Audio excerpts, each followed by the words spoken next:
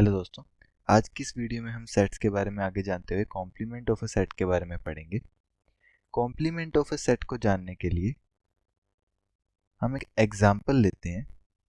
मान लीजिए हमारे पास एक यूनिवर्सल सेट है 1 2 3 up to 10। First 10 natural numbers का एक यूनिवर्सल सेट है, यानी अगर हम आगे कोई सेट बनाएंगे तो इसी सेट में से एलिमेंट्स पिक करेंगे।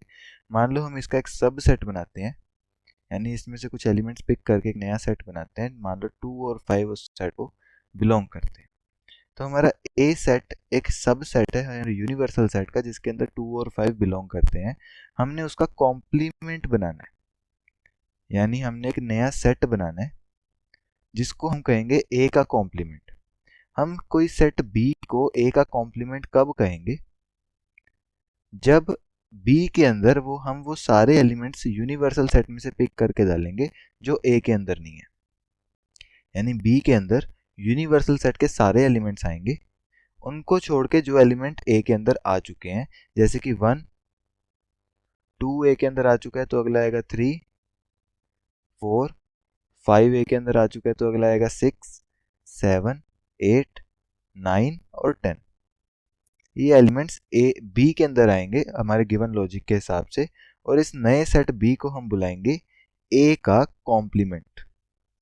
हम ए कॉम्प्लीमेंट को कैसे रिप्रेजेंट करते हैं? ए नाम रखेंगे, उसके साइड में लगाएंगे डैश, तो इसे कहते हैं हम ए कॉम्प्लीमेंट। यहाँ बुक में हमें डेफिनेशन गिवन है, डेफिनेशन भी हमें एग्जांपल के हिसाब से गिवन है। Let U be universal set and A B A subset of U. अगर यू हमारे पास एक यूनिवर्सल सेट है और ए उसका सबसेट है, then the complement of A is the set of all elements in U. U के सारे एलिमेंट्स कॉम्प्लीमेंट ऑफ ए में आएंगे which are not elements of A. A complement में यू के सारे एलिमेंट्स आएंगे, उनको छोड़ के जो ए में आ चुके हैं। Symbolically we write A complement as this, A के साइड में एक dash, to denote the complement of A with respect to U. With respect to U का क्या मतलब है? क्योंकि हम जैसे मान लो हमारे यूनिवर्सल सेट अभी जो हमने ऊपर डिफाइन किया था उसमें 10 एलिमेंट्स थे, फर्स्ट 10 एलिमेंट्स थे, और ए हमारे पास 2,5 था। लेकिन अगर हम यूनिवर्सल सेट को थोड़ा और बड़ा या छोटा मान लें, मान लो हम 10 एलिमेंट्स की जगह फर्स्ट 20 एलिमेंट्स का यूनिवर्सल सेट मानते हैं और ए सेट को चेंज नहीं करते, ए सेट को अगर चेंज नहीं करते तो U2 के हिसाब से, U2 यूनिवर्सल सेट के हिसाब से हमारा जो ए कॉम्प्लीमेंट होएगा उसके अंदर आएंगे 1 3 5 1 3 4 5 नहीं आएगा, 6 7 8 9 एंड 10। लेकिन U2 के हिसाब से इसमें 11 12 13 14 अप टू 20 एलिमेंट्स और आएंगे। यानी कि ए कॉम्प्लीमेंट यूनिवर्सल सेट पे डिपेंड करता है कि हम किस यूनिवर्सल सेट के रिस्पेक्ट टू उसको फाइंड कर रहे हैं। जैसे यहाँ पे हमें एक एग्जांपल गिवन है,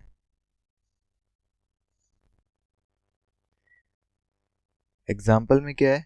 let u is equal to 1 2 3 4 up to 10, same universal set है, and A is a subset of U such that 1 3 5 7 9 belongs to A।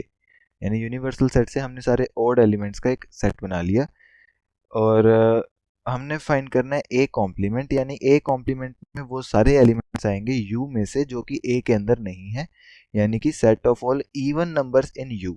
जैसे यहाँ पे 1 अगर हम पुट करेंगे, 1 जो है वो ए के अंदर आया हुआ है तो ए कॉम्प्लीमेंट में नहीं आएगा। 2 ए के अंदर नहीं है तो ए कॉम्प्लीमेंट में आएगा। 3 ए के अंदर है। 4 6 8 10 ये सारे वो एलिमेंट्स हैं जो ए के अंदर नहीं है तो ए कॉम्प्लीमेंट के अंदर आएंगे। इसी चीज को अगर हमें वेन डायग्राम पे रिप्रेजेंट करने की इच्छा हो तो वेन डायग्राम में हमारा सबसे पहले तो यूनिवर्सल सेट बनेगा रेक्टेंगल की फॉर्म में, इसके अंदर एक सबसेट बनेगा इसका ए। एक इस शेप, ये वाली शेप, ये सर्कल हमें ए सेट को रिप्रेजेंट कर रहा है जो कि यूनिवर्सल सेट का थोड़ा सा पोर्शन अपने अंदर कवर कर रहा है।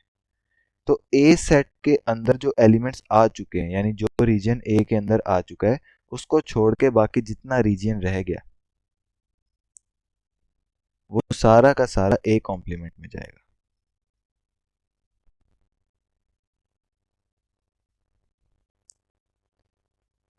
तो वेन डायग्राम की रिप्रेजेंटेशन में हम एक कॉम्प्लीमेंट सेट को इस तरीके से रिप्रेजेंट कर सकते हैं। आगे अगर हम एक्सरसाइज की तरफ चलें, एक्सरसाइज से पहले हमें कुछ प्रॉपर्टीज गिवन है कॉम्प्लीमेंट ऑफ सेट्स की। जैसे कि यहाँ सबसे पहले प्रॉपर्टी गिवन है complement laws A union A complement is equal to universal set. इसको अगर हम वेन डायग्राम के हिसाब से ही देखें, ये हमारा यूनिवर्सल सेट है। हमने क्या करना है, एक सेट इसके अंदर है ए का रीजन हमने इंक्लूड करना है, हमने करना है A union A complement. Union करने के लिए हम क्या करते हैं, पहले मान लो हम ए के एलिमेंट्स को लिस्ट करते हैं।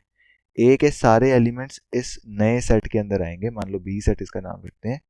बी सेट के अंदर पहले हमने ए के सारे एलिमेंट्स डालने, फिर ए कॉम्प्लीमेंट के भी सारे एलिमेंट्स डालने हैं, यानी कि ये वाला पोर्शन भी पूरा ही आएगा इसके अंदर। तो हमारा सारा यूनिवर्सल सेट ही कवर हो गया।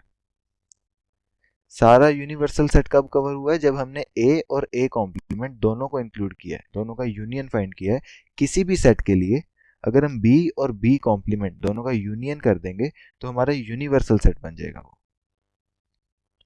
सिमिलरली अगर हम दो सेट की इंटरसेक्शन कर देंगे, एक ए और ए कॉम्प्लीमेंट, उनकी इंटरसेक्शन फाइंड करेंगे, यानी वो वाले सारे एलिमेंट्स जो ए के अंदर हैं और ए कॉम्प्लीमेंट के अंदर भी हैं, यानी वो सारे एलिमेंट जो ए के अंदर भी आ रहे हैं और ए के बाहर भी हैं। ऐसा कोई भी एलिमेंट नहीं हो सकता जो ए के अंदर भी हो और उसी टाइम ए के बाहर भी हो, क्योंकि एलिमेंट्स की रिपीटिशन अलाउड नहीं होती किसी सेट के अंदर। इस वजह से यहाँ पे कोई भी एलिमेंट इस कंडीशन को सेटिस्फाई नहीं करेगा, तो वो हमारा साई के इक्वल होगा, एम्प्टी सेट के इक्वल होगा। आगे हमें गिवन है De Morgan laws. De Morgan laws क्या है कि ए यूनियन बी कॉम्प्लीमेंट, यानी ए और बी दो सेट थे, उनको हमने यूनियन किया, यानी पहले ए के सारे एलिमेंट्स को लिस्ट किया, बी के सारे एलिमेंट्स को लिस्ट किया, उनका यूनियन हो गया, उसको हमने किया कॉम्प्लीमेंट, यानी कि वो वाले सारे एलिमेंट्स जो ए के अंदर भी नहीं है और बी के अंदर भी नहीं है, उनका सेट, इसको हम मान लो सी सेट बोलते हैं। वो किसके इक्वल होगा, A complement intersection B complement के। वो किसके इक्वल होगा, उन सारे एलिमेंट्स जो ए के अंदर नहीं है और जो बी के अंदर नहीं है, ए कॉम्प्लीमेंट और बी कॉम्प्लीमेंट, इनके इंटरसेक्शन। इसको अगर हम वेन डायग्राम के हिसाब से देखें तो वेन डायग्राम की रिप्रेजेंटेशन में हमारा पहले यूनिवर्सल सेट बनेगा। यूनिवर्सल सेट में हमारे पास दो सेट है, ए और B. A union B complement करते हुए हम ए और बी का कॉमन रीजन, दोनों का इकट्ठा रीजन, कॉमन रीजन नहीं इकट्ठा रीजन, दोनों का इकट्ठा रीजन, ये हमारा ए यूनियन बी हो गया। इसका हमने करना है कॉम्प्लीमेंट, यानी कि ये बाहर वाला सारा पोर्शन, यानी कि ये वाला पोर्शन सारा, इससे बाहर बाहर सारा पोर्शन। चलो ये हो गया हमारा LHS, इस पोर्शन को रिप्रेजेंट कर रहा है। आगे A complement intersection B complement क्या रिप्रेजेंट कर रहा है, ए का कॉम्प्लीमेंट, यानी कि इसके बाहर वाला, इस सर्कल के बाहर वाला सारा रीजन, और बी कॉम्प्लीमेंट हमें क्या रिप्रेजेंट कर रहा है, यानी कि इस सर्कल के बाहर वाला सारा पोर्शन। अब इन दोनों का कॉमन पोर्शन हमने फाइंड करना है, इंटरसेक्शन। इंटरसेक्शन हमने फाइंड करनी है जो ए के भी बाहर है और बी के भी बाहर है, यानी कि वही सेम रीजन आ जाएगा जो हमने LHS में देखा था। Hence De Morgan law established है। और इसका फर्स्ट पार्ट हमें जो गिवन है, A union B complement is equal to A complement intersection B complement. यहाँ पे देखिए, जब हम अगर इसका सिंपल से मीनिंग अगर हम याद करने के लिए कोशिश करें तो कॉम्प्लीमेंट अगर हम डिस्ट्रीब्यूट कर देते दोनों के ऊपर तो यूनियन इंटरसेक्शन में चेंज हो जाता है। सिमिलरली अगर हम इंटरसेक्शन के टाइम पे कॉम्प्लीमेंट डिस्ट्रीब्यूट करते हैं तो इंटरसेक्शन यूनियन में चेंज हो जाता है। ये डी मॉर्गन्स लॉ। आगे हमें गिवन है law of double complement. Double complement क्या कहता है, ए कॉम्प्लीमेंट का कॉम्प्लीमेंट, यानी अगर कोई एक्स एलिमेंट ए को बिलोंग करता है, हमने उसके कॉम्प्लीमेंट में चेक करना है, यानी वो सारे एलिमेंट जो ए के अंदर नहीं है। मान लो कोई वाई एलिमेंट है, वो ए के अंदर नहीं है, तो वो वाई कॉम्प्लीमेंट के अंदर जाएगा, सिंपल सी बात है। और उसका फिर से कॉम्प्लीमेंट, यानी हम घूम के फिर से एक्स के ऊपर आ गए। कहने का मतलब क्या है कि the set of all elements that does not belong to A, ये हमारा फर्स्ट कॉम्प्लीमेंट का मीनिंग है। और उसके ऊपर फिर से कॉम्प्लीमेंट का मतलब है the set of all elements that does not belong to A complement, यानी कि वो सारे एलिमेंट जो ए के अंदर, ए के कॉम्प्लीमेंट के अंदर नहीं है, यानी कि वो अब ए के अंदर होंगे, तो ए कॉम्प्लीमेंट का complement is equal to A. आगे laws of empty set and universal set. Empty set हमारे पास खाली सेट साई, उसका कॉम्प्लीमेंट क्या होगा, यानी वो सारे एलिमेंट जो एम्प्टी सेट के अंदर नहीं है, यानी वो सारे एलिमेंट्स जो यूनिवर्सल सेट के बिलोंग करते हैं लेकिन एम्प्टी सेट में इंक्लूड नहीं हुए, एम्प्टी सेट में कोई भी एलिमेंट इंक्लूड नहीं होता, तो वो सारे एलिमेंट जो यूनिवर्सल सेट के हैं वो साई के अंदर नहीं जाएंगे, तो यूनिवर्सल सेट ही हमारा साई का कॉम्प्लीमेंट है।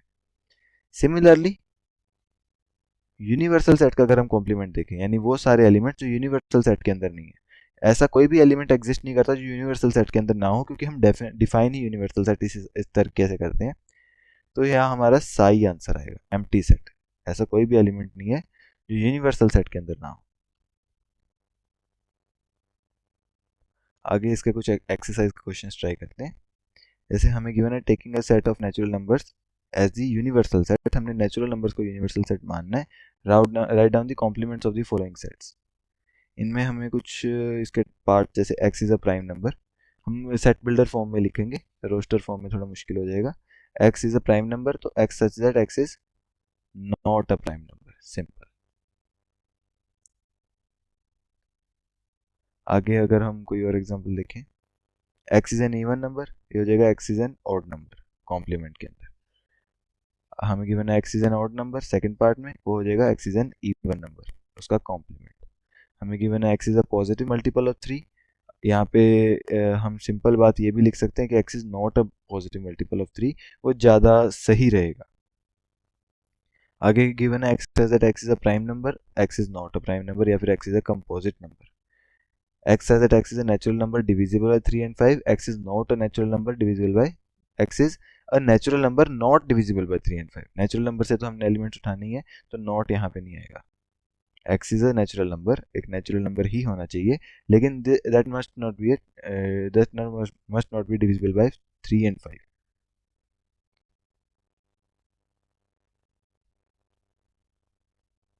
आगे हमें गिवन है x says that 2x plus 5 equals to 9, 2x plus 5 equals to 9।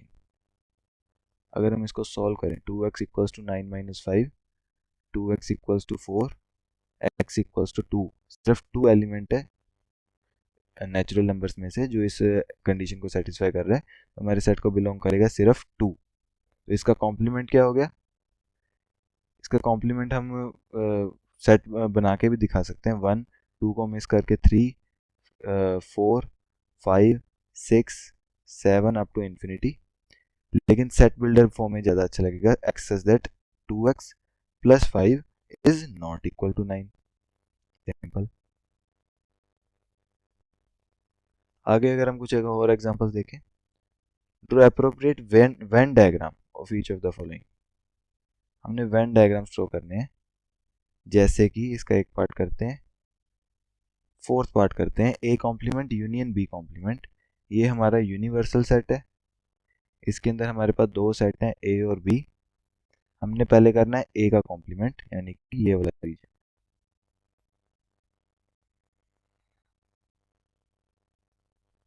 और फिर हमने करना है बी का कॉम्प्लीमेंट, यानी कि ये वाला रीजन।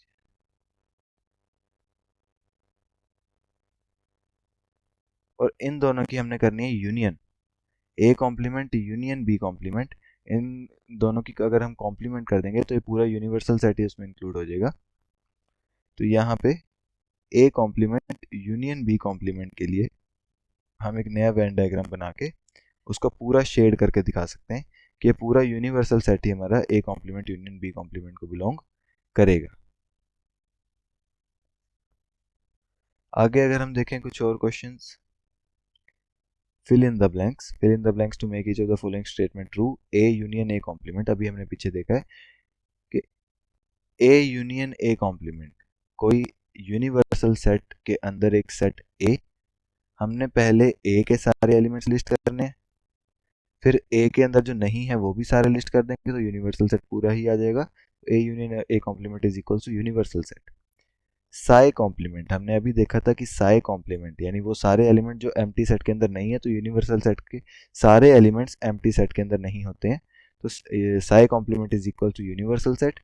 यूनिवर्सल सेट की इंटरसेक्शन हमने करनी है ए के साथ, यानी ये हमारा यूनिवर्सल सेट है जो, इसकी हमने इंटरसेक्शन चेक करनी है ए के साथ, यानी वो सारे एलिमेंट जो यूनिवर्सल सेट के अंदर भी हैं और ए के अंदर भी हैं। ए पूरा का पूरा सेट ही यूनिवर्सल सेट के अंदर है, तो वो सारे एलिमेंट जो ए को बिलोंग करते हैं वो इस इंटरसेक्शन को बिलोंग करेंगे। आगे हमें गिवन है ए इंटरसेक्शन ए कॉम्प्लीमेंट, वो सारे एलिमेंट जो जैसे मान लो एक्स है वो ए को भी बिलोंग करे, और ए कॉम्प्लीमेंट यानी कि वो x belongs to A complement अगर हम लिखें स्टेटमेंट को हम ऐसे लिख सकते हैं x does not belongs to A, ये दोनों कंडीशंस साथ में सेटिस्फाई हों, यानी कि x बिलोंग्स टू ए और x does not belongs to A. ये पॉसिबल नहीं है कि x a को बिलोंग भी करे और उसी टाइम पे a को ना भी बिलोंग करे, तो यहाँ पे आएगा psi. Last question u complement, universal set का कॉम्प्लीमेंट, यानी वो सारे एलिमेंट्स जो यूनिवर्सल सेट के अंदर नहीं है, ऐसा कोई भी एलिमेंट नहीं होता जो यूनिवर्सल सेट के अंदर नहीं होता। तो यहाँ पे हमारा यूनिवर्सल सेट का कॉम्प्लीमेंट आएगा एम्प्टी सेट। एम्प्टी सेट की इंटरसेक्शन करनी है हमने ए के साथ। एम्प्टी सेट की इंटरसेक्शन जिस मर्जी सेट के साथ कर दो वो हमेशा एम्प्टी ही रहेगी, क्योंकि एम्प्टी सेट के अंदर कोई भी एलिमेंट नहीं होता है। हेंस यहाँ पे आएगा एम्प्टी सेट। सो आज की इस वीडियो में हमने देखा है कॉम्प्लीमेंट ऑफ अ सेट।